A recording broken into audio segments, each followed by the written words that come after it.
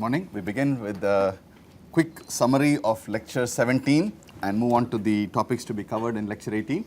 The topics that we will be covering today is to understand a characterization of the wireless channel, and this will be done through a very simple yet very elegant, very deep example that is provided in say Vishwanath chapter 2. Having understood some of the characterization elements, we then move into the section where we talk about what are some of the challenges when it comes to the choice of modulation and then actually the task of detection in a fading channel. So that is the task that we are working towards. So we begin with a quick summary of the points that we have looked at in the last class and build on that.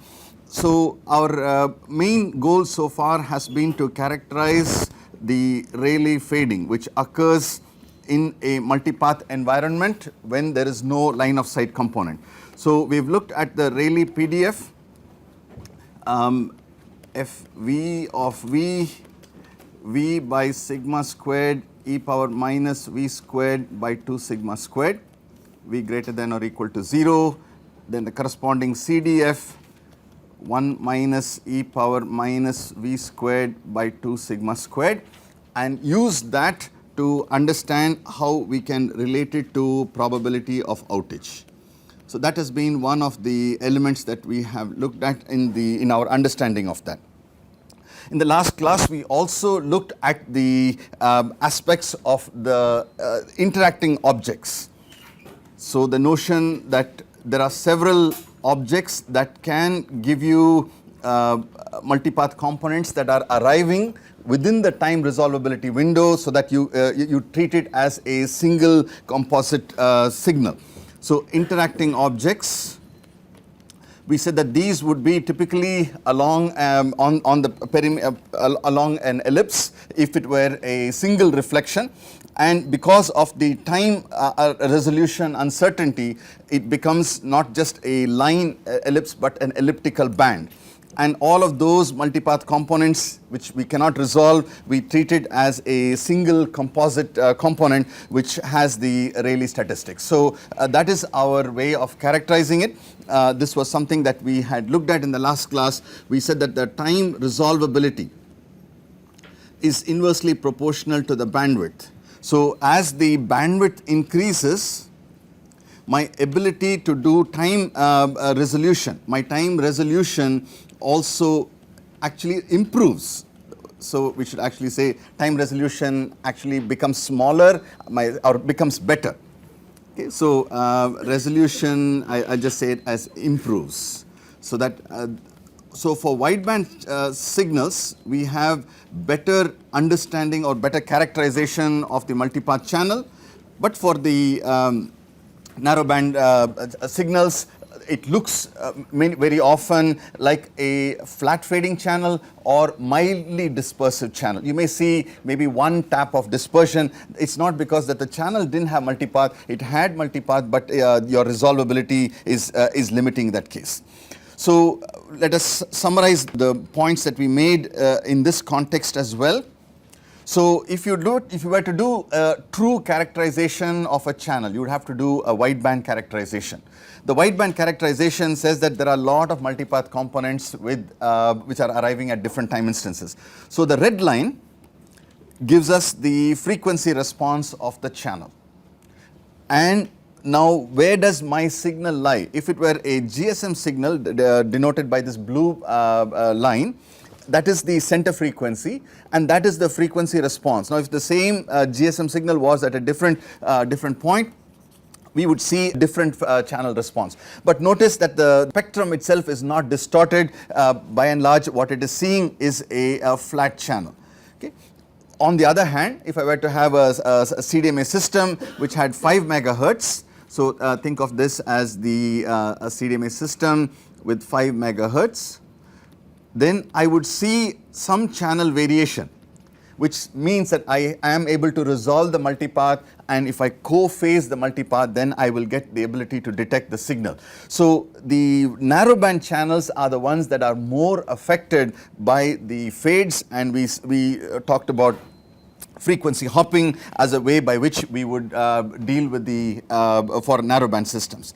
So for narrowband systems, we said that we could do frequency hopping.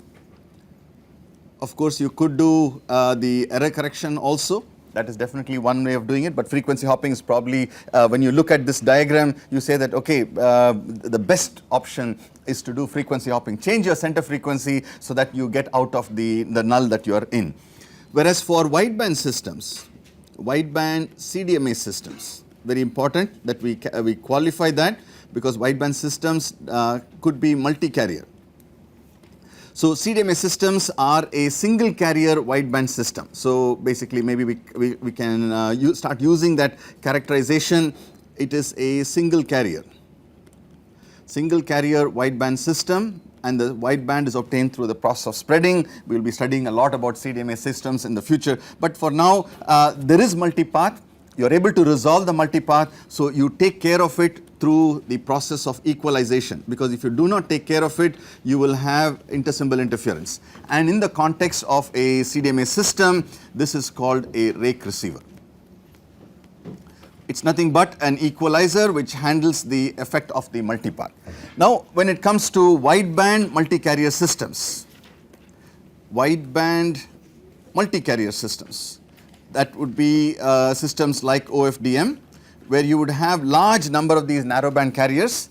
Then the technique or the approach that we would take is to avoid bad channels.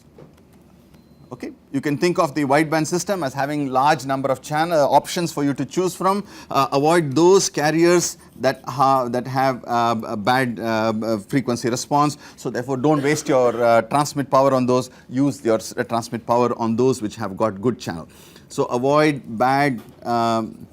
Let me just say, I use the word channels, but you understand those are the carriers that we are talking about. Okay? So this is a summary of the points that we had made to make sure that, you know, how are we dealing with the fact that there are nulls in the in terms of my the channel response, and how do we respond to it, how do we take care of it in a fading channel.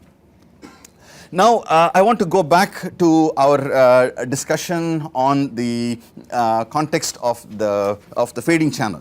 Remember, we said that fading is a multiplicative impairment, and it occurs before the addition of the noise. Interchanging the two cannot be done, because this is how you would represent it. And we also characterize that the bit error rate in an AWGN channel for BPSK or QPSK would be Q of square root of 2EB by N naught. That would be for AWGN. For a fading channel, you would have the fading coefficient also affecting the response, and through the simulation you will be able to see some of these effects. But I want to ask you to think about one specific aspect, and that aspect is this is the effect of fading. So if I want to achieve a target bit error rate, notice that the bit error, the signal to noise ratio that I would need in a AWGN channel. So I'm going to write a statement which you must interpret correctly. SNR in AWGN for a target bit error rate,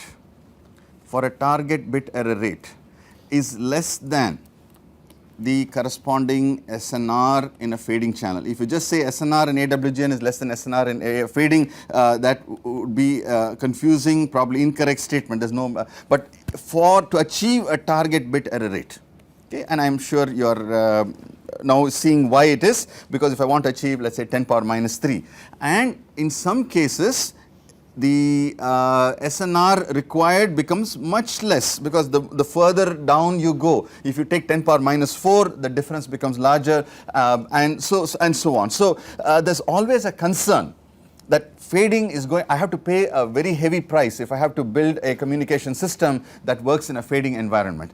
So there is the challenge of wireless communications is to see if we can somehow move this graph closer to AWGN. Okay. The rest of the course on wireless communications is to help us move towards AWGN. Okay. Now, what are some of the ways, we've already touched upon several of those elements. What are some of those ways by which you think that this graph can move towards a AWGN graph? What are some of the ways in which we can move that? Pardon? Use multiple antennas, and let me just give you one result. If I were to use just two receive antennas at the receive, and choose the better of the two antennas, okay, one of them may be in a fade, the other one may not be, and I choose the better of the two, this graph will change. This graph now has a different slope. Okay, this is so this is n equal to 2 antennas. So the slope, so definitely increasing the diversity is going to help. So one of the ways in which we would improve BER in fading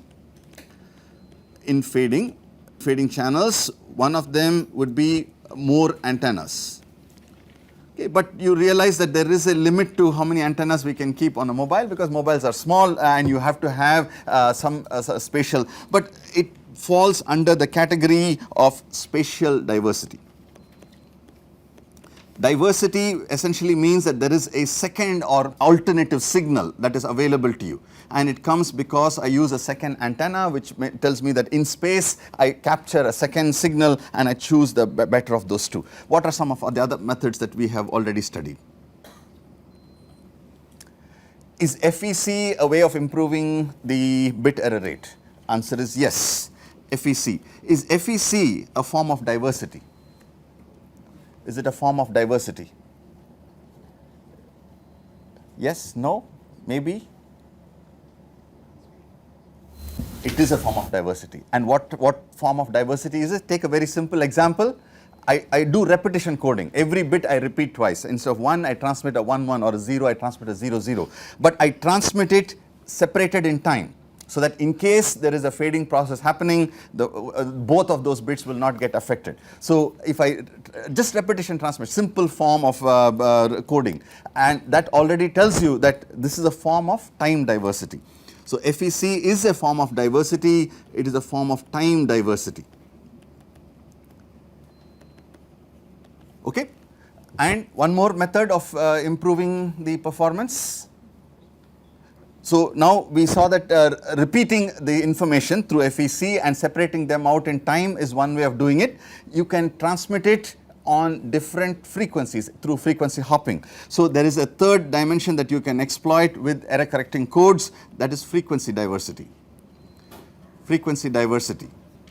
And in an OFDM system, you can transmit the two coded bits on different carriers, which are separated, so therefore both will not get affected by the fade at the same time. So there is spatial diversity, there is time diversity, there is frequency diversity, and it turns out that there are combinations of these that are also existing. So for example, I can take space and time, forward error correction and multiple antennas. This is the broad class of error correcting codes called space-time codes.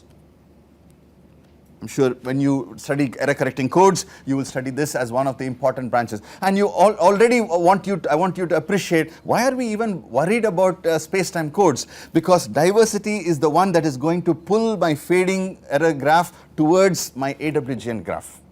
And every form of diversity that I can exploit from my system, I want to take advantage of that. So instead of taking a choice between antenna or time, I say I want a combination of both. Now you may be able to also do space frequency codes.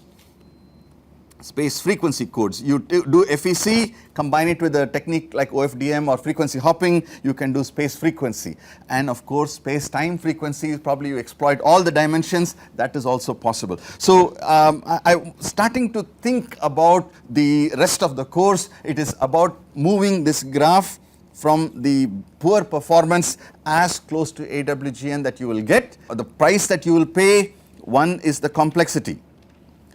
You will have to increase the complexity of your receiver. That we say no problem, we will handle that. You may have to spend more resources, more power, more spectrum, so increased resource.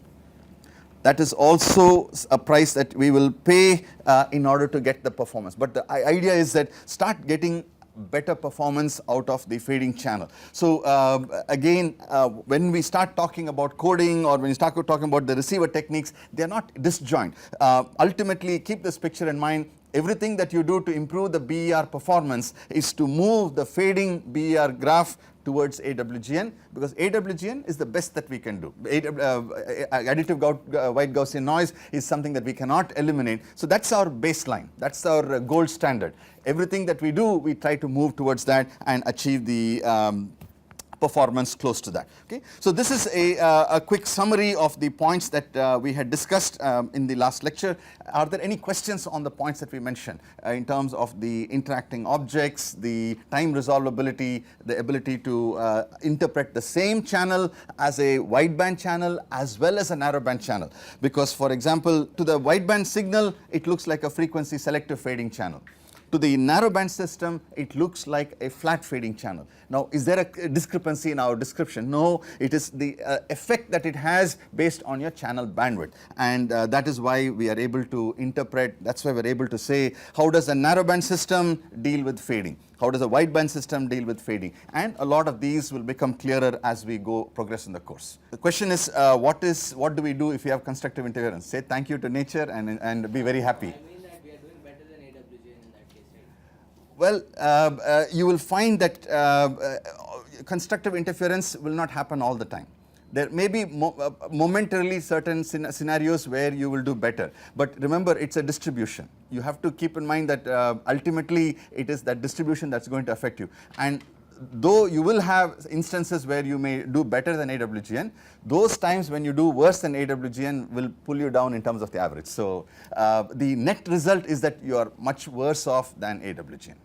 Okay, but it's a good question. There are those times when you are better than AWGN, and it is very, very important that you capitalize on those situations, because that's the time when you should be able to get the maximum data into your system. When we talk about exploiting the capacity of a wireless channel, that will come into play, because whenever you see that your channel is getting better, what you do is you send more data, you send more power, because that's what maximizes the capacity. But that's precisely the reason why we talk about the notion of maximizing capacity in a fading channel. But we will talk about that. But that's a good question. Any other questions? Okay. Then we move on to our example. The framework is that we have a base station, we have a mobile, it's at a distance r. So let's call this as case 1. We didn't call it case 1 yesterday, but we will call it case 1 to characterize our different systems. This is case 1, fixed RX antenna at a distance r from the base station. We said that the received electric field, we will talk about only the electric field, and it is more to illustrate the principles that are involved in a wireless channel. The received electric field will be alpha, which is the gain. The gain itself, when we talk about antennas, the gain of an antenna depends upon the orientation with respect to the azimuth angle, the elevation angle, and the carrier frequency. All three components will have a role to play, because all antennas have a three-dimensional radiation pattern. So the combination of the transmit antenna and the receive antenna gives you a net gain. We call that as alpha. It depends on the location of the receive antenna with respect to the transmit antenna in terms of theta, phi, and also the carrier frequency. So alpha is a function of theta, phi, and fc. We have left out the functional dependencies and just called it as alpha. But keep in mind that this is something that can have an impact based on your orientation. Then the electric field decays inversely as distance in free space propagation. So it's alpha by r, where r is the distance. So the intensity with which you transmitted has gone down by a factor r by the time you have traversed a distance of r. So let's quickly bring up the rest of the description. The rest of the description says that we have a electromagnetic wave which is defined by cosine 2 pi fct. The received signal will be cosine 2 pi fct minus t minus r by c, where r by c represents the time lag for the electromagnetic wave to propagate a distance of r. Something is I'm getting a lot of points that I didn't write down. Okay, so theta is called the azimuth angle, the psi is called the elevation angle, and again that's the representation of the displacement vector. So the received electric field is a function of carrier frequency, is a function of how much time has elapsed and where is the reference point that we are looking at, that is given by r, which is the displacement, and theta and phi to anchor your position in a three-dimensional space. So that's our representation. So we can write down the received signal vector. The received signal vector ER FC T comma U will be alpha by R. Okay, alpha by R, where alpha is theta psi FC, again just to represent that. To capture the e power 2 pi minus R by C, that is the first term, the FC happens to be the second term, and if I take the write it as the real part. Take it as the real part, that will be my representation of the signal, and if I leave out the FC part, that gives me the complex baseband representation, which will be given by this. So case 1 basically tells us that if I have an antenna, receive antenna at a distance r from my transmitter, the signal that is going to be received there is going to be of the form given by this expression alpha by r cosine 2 pi fc t minus r by c. Okay. Now this r by c shows up as a phase term, which is caused by the delay in terms of the propagation of the electromagnetic wave from the transmitter to the receiver. That's basic, it gives us a framework. So case 1, the role of case 1 is to give us a framework for understanding this example, the basic notation that we have introduced. So now we move to the second case. Second case is the same scenario, except that the mobile is actually moving away from the base station at v meters per second. The mobile, and it's currently at a position r. So it's actually at r like the previous example, previous case, but it is moving to the right with a certain speed, and that is what we are going to capture and then move forward with that illustration. Okay, so the RX antenna is moving, and now we need to see how will we represent the received signal. So the received signal, electric field ER, it's a function of FC, it's a function of T, it's a function of the displacement vector, U, but U is a function, the displacement vector is a function of R, it is a function of theta and psi. Theta and psi basically says that it's along the xy plane, it's moving in a certain direction. R is the one that is of interest to us. So let's capture that element in more detail. So the portion that is represented by R, we write it down as some starting point R naught plus V into T. Starting point R naught plus Vt, that is my displacement, comma, theta, comma, psi. Okay, so that is my displacement vector, that is what we are writing here, and so this is my representation. I just need to make sure that it is not a static quantity, it is something that is going to be changing. So let's write down the expression for that. So it will be alpha divided by the R is now V naught, R naught plus Vt, R naught plus Vt. Notice I have just changed the, wherever there was R, I am replacing it with R naught plus Vt, and this becomes cosine 2 pi Fc into T minus R by C. R, I am again going to replace it by R naught plus Vt by C. Okay. So basically in the previous equation, if you replace R as R naught plus Vt, then you get basically no other change in this one. But the reason why we do it is not just the simple substitution, it is what we can get from this equation. So let's rewrite this equation in the following fashion.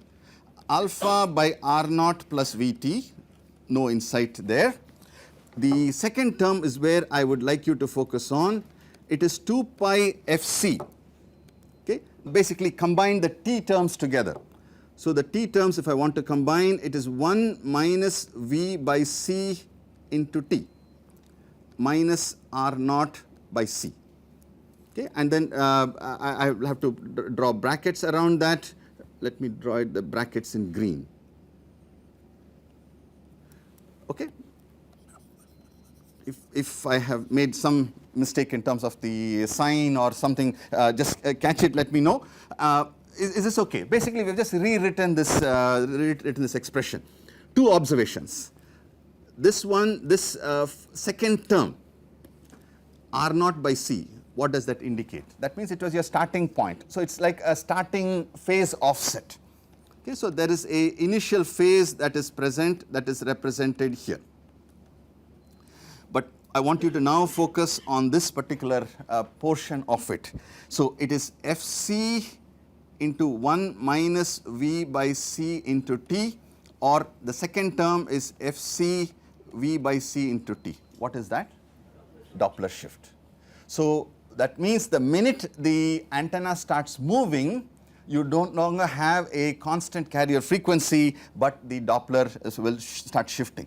Now, of course, the Doppler can be in either direction, moving away. We basically drew it as moving away. Otherwise, you will be moving towards the base station. It will become R naught minus Vt, and therefore that it will become positive Doppler. So this simple illustration says that once the antenna is moving, you will have the Doppler. So Rx antenna moving means that you will have Doppler. It will can be positive or negative depending upon your orientation, but you have to take into account. You cannot ignore Doppler once one of them is moving. And the important thing is to note is that if it comes to a scenario where you don't have to necessarily say that the Rx antenna has to move. So if you look at the uplink, the mobile is transmitting, the base station is receiving. Base station is the receiver. It is fixed. But as long as the mobile is moving, you will still have Doppler. So whether the transmitter or receiver is moving, so either Rx or Tx can move. So this is what we have observed, but actually either Rx or Tx can move, you will still get the effect of Doppler. Okay, very important that we note. And again, all it took was for us to just substitute the linear motion, and the Doppler comes out in a very elegant fashion. Okay. That was case 2. We move on to case 3, where we change the setup very slightly. We now are going to say that the Rx antenna is fixed, like case 1. But the scenario is that you now have a reflecting wall. This is the reflecting wall. That means any electromagnetic wave that hits it will get perfectly reflected without any reduction in intensity. The only thing when you have a reflection of this form is that there will be a 180-degree phase change that has to be reflected in our signal. Okay, so fixed receive antenna with a reflecting wall at a distance r from the transmitting station. Please help me write the received electric field. Electric field at a received point, this would be at a distance of r, it would be a function of theta, psi and r. This would be two components. The first one will be alpha divided by r cosine 2 pi Fc t minus r by c, like the first case that we looked at. And then there is a second term that will come out because it will come out as alpha dash because it is traversing extra distance. So again we will we'll account for this alpha dash. The denominator will be the total distance if the total separation between them is d. What is the distance travelled by the second path? It is 2d minus r. So, the denominator becomes 2d minus r, and again this alpha dash is to indicate that there can be reduction in the intensity based on reflections, but if we make the assumption that there are no reduction, it is a perfect reflector, then we can simplify it. We will make the corresponding changes in a minute. Okay, and the cosine part, it will be cosine 2 pi f c t minus 2d minus r divided by c. Okay, actually I should be adding a plus sign, but because of the reflection coefficient I have to indicate it with a minus sign, because there will be a 180 degrees phase change that has to be reflected in terms of a minus sign. Okay, so take a careful look at the expression. It is very simple. Whatever was case 1, I have replicated it twice by just using the distance as the difference, and the only thing being that there is a reflection, which maybe just I will highlight that. This is because of the reflection of the electric field, reflection coefficient for the E field for the perfect reflector is -1. So, therefore, we have the expression there. Now, the most important thing starts to emerge. Now, I want you to look at the phase difference between these two components. So, phase difference, if I were to tell you, tell me the phase of the first term and the phase of the second term, and let us compare the differences. 2 pi fct is present in both, so that we will leave that out of the equation, because the phase due to the carrier frequency, that part is common to both of them. The phase difference, let us take the one that has got the larger phase, delta theta, will be 2 pi fc divided by c into 2d minus r. That is the phase term contributed by that's 2d minus r term. I have to, in order to account for this minus sign, I'll put a plus pi. Okay, that's the phase of the first term in the phase of the, actually it's the second term. So, the phase difference will be this minus the phase of the first term, which will be 2 pi fc divided by c times r. Okay. Please write it down, because this is a step that is useful for us. Okay. Now, I would like you to simplify this expression. It is 2 pi fc divided by c. It is 2d minus 2r plus pi. 2d minus 2r plus pi. Okay. Lots of very, very interesting things can come out of a very simple equation. Now, if the net delta theta, if the net delta theta is a multiple of 2 pi, 2n pi, then you will get constructive addition of the two phases. Okay, constructive interference. If it is an odd multiple of pi, then they will cancel each other. So, this is going to give me destructive interference, okay, just by looking at the phase. And if the two components are of equal amplitude, it will actually go to 0, but otherwise it will reduce in terms of the amplitude. Okay, so keep in mind that we are very, very interested in this particular equation and the interpretation of this equation. So, let me write down this equation once more. The delta theta is 4 pi fc divided by c d minus r plus pi.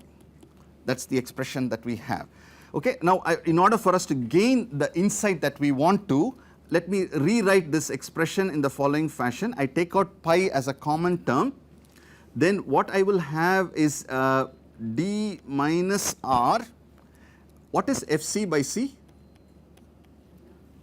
It is the lambda of the carrier frequency. So, this will be d minus r divided by lambda by 4. I have taken 4 to the denominator. Fc, no, is it 1 by lambda? No. One second.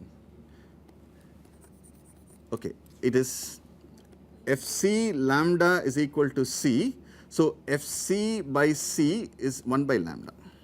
Okay, please if I make a mistake like that, do catch it. So, it is lambda by 4 plus 1.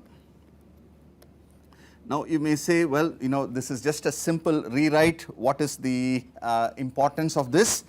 Basically, what this tells me is a very, very important observation. It says if d minus r increases by lambda by 4, what will happen? If d minus r increases by lambda by 4,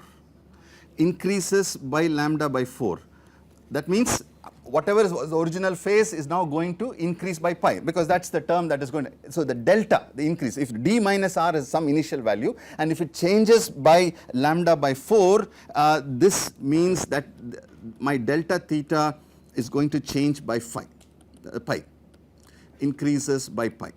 Okay, that is a important observation for the following reason, because if d minus r changes by lambda by 4, then you also know that 2d minus 2r, just double that, increases by lambda by 2. Okay. Now, what is 2d minus r? It is 2d minus r, that is the distance of the one of the paths, minus r, that is the distance of the second path, and that increases by lambda by 2. Okay, so what that says is I have two paths that are coming. If the path net difference in the path lengths increases by lambda by 2, something is going to change in my system, something big is going to happen in my system. So what that tells us is that this lambda by 2, what will happen in this case? This will result in delta theta increasing by 2 pi. Okay, so I'm I have to be very careful when the path lengths change of the order of lambda by 4, because that will cause a increase in pi, a change of phase of pi. So we have a very important phenomenon here, which is called coherent distance. Coherence distance, and this coherence distance in this particular example basically says that if my path length delta x, if it changes of the order of lambda by 4, then I am going to see something very different. I am going to see a channel that is going to be very different. So we call it as delta xc, that is coherence distance. So this lambda by 4 becomes a important parameter for us in terms of seeing a very significant change. And notice this also tells us that if I move by lambda by 4 to lambda by 2, then I will see a very different channel, which is what we have said very intuitively in our explanations as to why when you move your head the channel seems to change, because the coherence distance is a function of the lambda and lambda by 4. So coherence distance is the distance over which you can assume that the channel is not changing, or if you say it in other words, if I go beyond the coherence distance, the channel will change. There will be a significant change in the channel. So if you want to just take a numerical example, if I took a carrier frequency of 900 megahertz, the lambda is 1/3 of a meter, and the lambda by 4 is of the order of 8 centimeters. So very small movement, that is your coherent distance. If you are within the coherence distance, then your channel is not going to change much. There will be some changes, but the minute you cross coherence distance, then it is going to be substantial change. So one of the very important principles that you will need in terms of understanding and characterizing a fading channel, no matter how complex it is, one of the things that you will ask is, what is the coherence distance in this channel? Because how long can I go before the channel changes? Or in other words, by how much distance should I move to see a different channel? So again, both those questions are answered by the coherence distance. Now coherence distance very naturally is this related to another phenomenon which is more commonly used, that is called coherence time. Coherence time, because rather than think of it as distance, since this is a time varying phenomenon, you also ask the question, given that I am traveling at a certain speed, what is the time I have to wait before my channel will change. So coherence time is usually denoted by Tc. This is of the order of delta xc divided by v, whatever is your velocity. Okay. So this is typically of the order of lambda by 4 times v, or you can also write it as c by 4 fv in terms of the carrier frequency, the velocity at which you are moving. So basically there is a coherence distance, there is a coherence time, and anytime you perturb your position by a coherence distance, you are going to see a very different channel. Okay. Simple equation, just the interpretation of that makes a good insight for us. Okay, another insight from the same equation. So another view of the same equation, helpful for us. Notice that the equation itself was that we had written down delta theta, the phase difference between the two signals, as 4 pi, or the equation was 4 pi fc by c d minus r plus pi. That was the basic equation. Now I want to rewrite this equation one more in a different manner in the following. So it will be pi times fc, take the other terms inside, 4 times d minus r divided by c plus pi. This is the equation that we have. This now tells me another observation: by how much should fc change in order for me to produce a phase change of pi? By how much should fc change? So if fc changes, the increment in fc is of the order of 1 by 4 d minus r by c, because if there is a change in fc of this form, it is getting multiplied by pi, so I will produce an fc change. If the change in fc is of this order of magnitude, this will imply that delta theta changes by pi. Okay, why are we so interested in pi? Because pi pretty much says that you will go from constructive to destructive, or from destructive to constructive. So that means your channel is going to change very substantially. Okay. Now I want to write this, I want to interpret this equation a little bit more carefully. 1 minus 2, this can be written as 2d minus r divided by c, this whole thing. This, and the denominator can now be written as 2 into 2d minus r divided by c minus r divided by c. Okay. So basically what it says is, this is the time taken by the second arriving path. This is the time taken by the first arriving path. So we can call this as tau 2, this as tau 1. So it is of the form 1 by 2 times tau 2 minus tau 1. Tau 1 is the first arriving path, tau 2 is the second arriving path.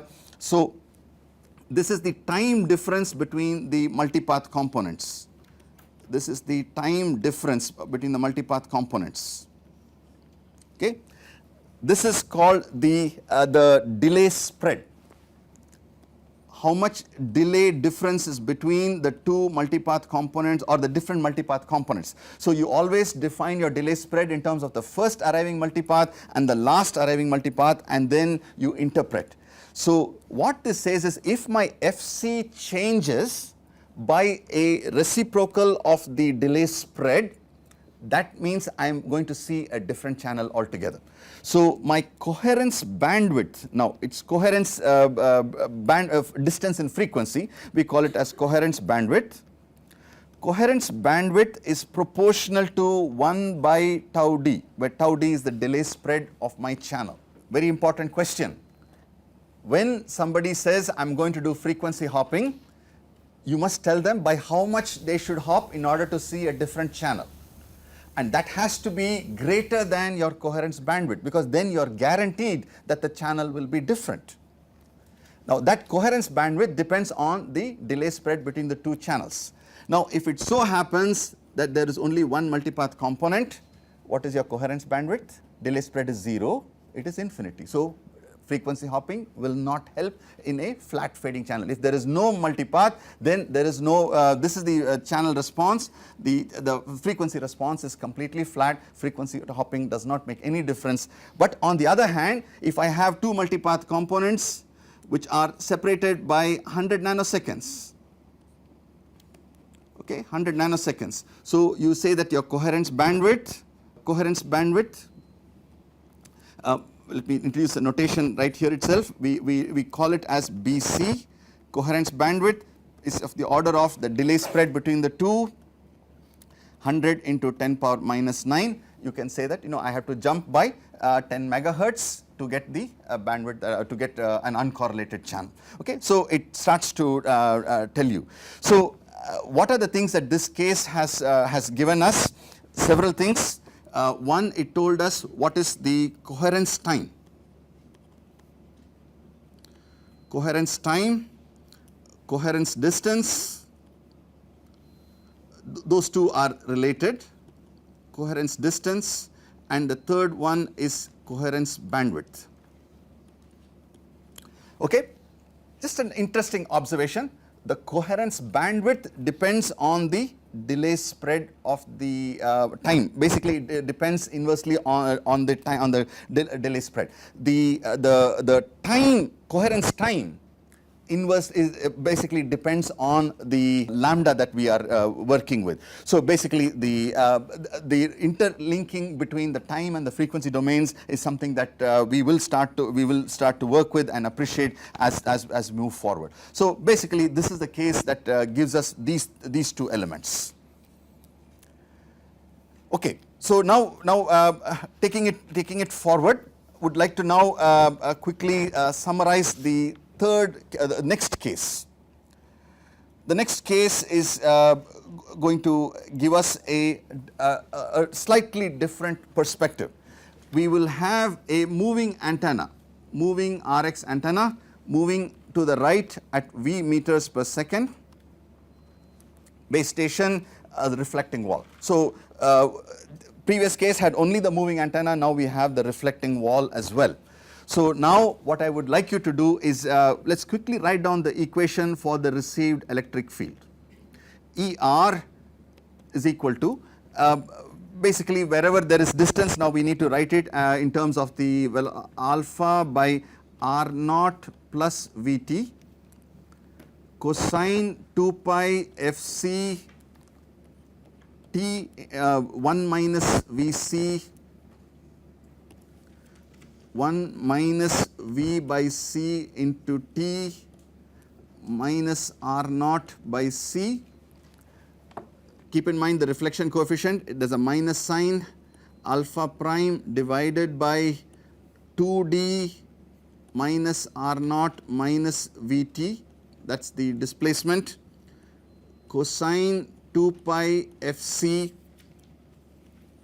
Notice the Doppler will show up now, 1 plus V by C into T, because this reflecting wave has got positive Doppler. Okay, very important that we capture that, plus R naught minus 2D divided by C. Okay, please keep this equation with you, and notice that there is a this has got a negative Doppler, that is because of the negative Doppler shift. So negative Doppler shift, because it is moving away from the antenna, this has a positive Doppler shift. Okay, now what we would like to understand is an interpretation of what this equation can give us.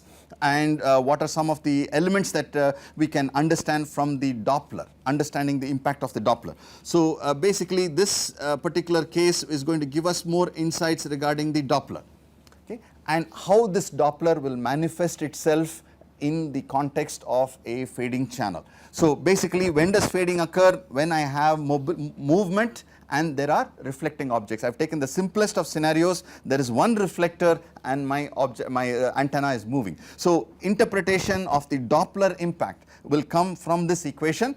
If you can read it ahead from say and Vishwanath, that would be good. Otherwise we will pick it up from there and complete it in the next lecture. Thank you very much.